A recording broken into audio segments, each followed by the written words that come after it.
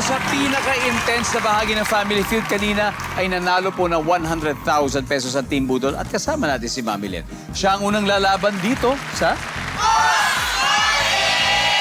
Ang goal nila ay makapag-uwi ng total cash prize of...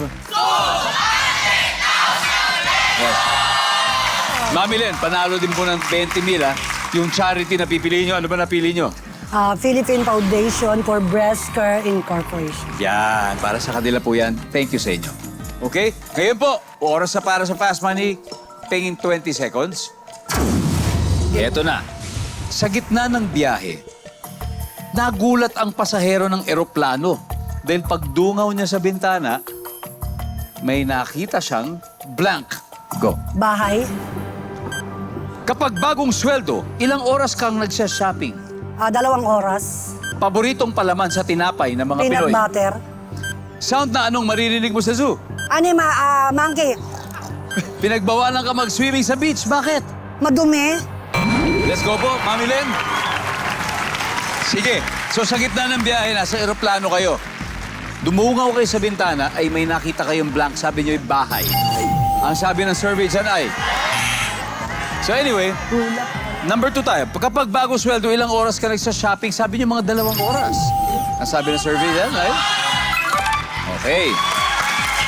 Paboritong palaman sa tinapay ng mga Pinoy. Peanut butter, Sabi mo tama. peanut butter. Ang sabi ng survey. Yun! Wow! Sound ng ano ang maririnig mo sa zoo? Sabi mo yung monkey. Ang sabi ng survey. Yun naman! Pinagbawalan ka mag-swimming sa beach. Bakit? madumi. Madumi. Ang sabi ng survey dyan ay... There you go, 120. Very good start, Mami Len. Balik po tayo. Welcome back, Herlene. Herlene, ready ka na? Ready na po. Okay yan. Kasi alam mo, maganda naging performance ng iyong mami. 120 ang nakuha niya. 80 na lang para sa'yo. 20 na lang to. At this point, makikita na ng viewers ang sagot ni Mami Len. Give me 25 seconds on the clock, please. Ready? Okay. So, nasa gitna ka ng biyahe. Nagulat ang pasahero ng eroplano. So, ibig sabihin, baka nasa himpapawid talaga kayo. Dahil pagdungaw niya sa bintana, ay may nakita siyang blank. Ano yun? Go. Okay, kapag bagong sweldo, ilang oras kang nagsha-shopping?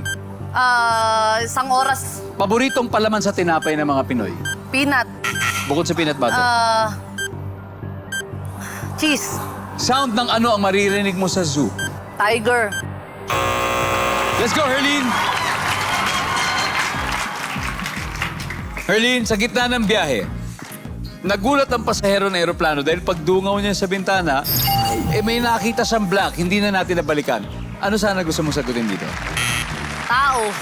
Yun ang top answer. Tao ang top answer. Kapag bagong sweldo, ilang oras kang nagsha-shopping, sabi mo mga 1 oras. Ang sabi ng survey. Yan. Ang top answer ay 3 hours. 3 hours. Paboritong palaman sa tinapay ng mga Pinoy. Sabi mo cheese. Ang sabi ng survey. Yan.